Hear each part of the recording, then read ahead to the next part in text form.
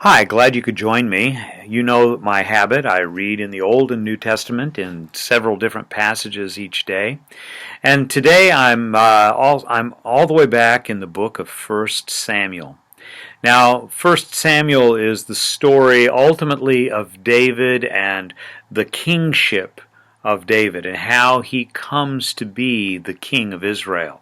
First Samuel is all of that period of time before he is anointed king. And so Samuel has to create the conditions in which David becomes the king. And one of the principal conditions is that there needs to be a prophet that arises at that particular time, because the prophet that was in power or judging Israel at that time was really not a righteous man. He was better than his sons, to be sure, but Eli was not a man who was someone that all of Israel could look up to. And so we have the story in chapter 4, that these people, the Israelites, went into battle carrying with them the Ark of God. They were using it like a good luck charm. Just like the other ancient peoples had their gods on their sticks or whatever it was, they carried them in and thought that in this way they were going to get some kind of benefit because the God that they were worshiping was going to fight for them. The Israelites had adopted that particular position. And so they took the Ark of God, which was the symbol of His presence, and they brought that into the battle against the Philistines. Well, God's not going to be used. We need to understand that. And so He allowed that the Ark of God would be captured.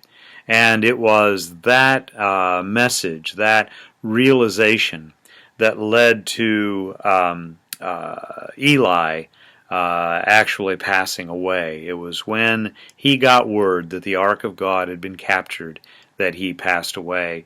And all of a sudden we have a new prophet, a man by the name of Samuel.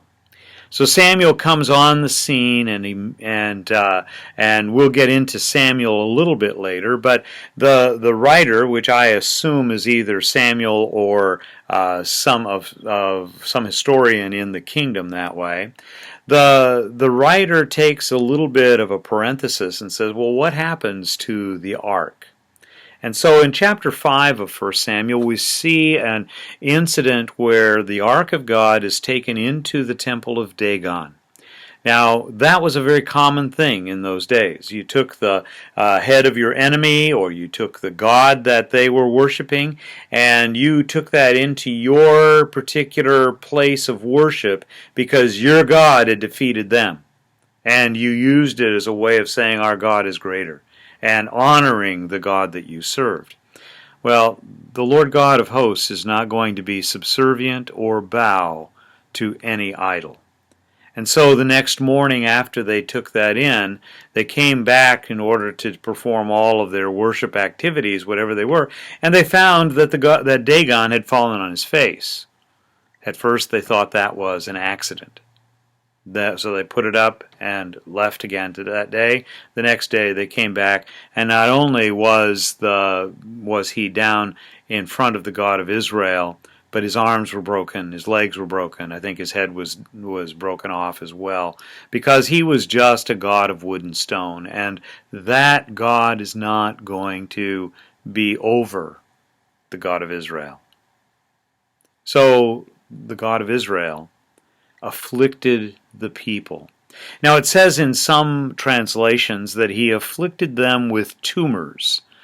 The New American Standard Translation uses the word hemorrhoids instead, with all that conjures up in our minds. So this was a very, very painful thing.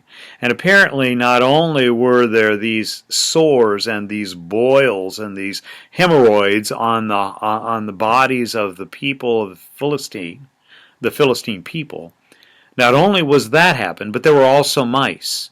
And the mice were of such plenteousness that they ate through all of their grain and their stores and all of that kind of thing.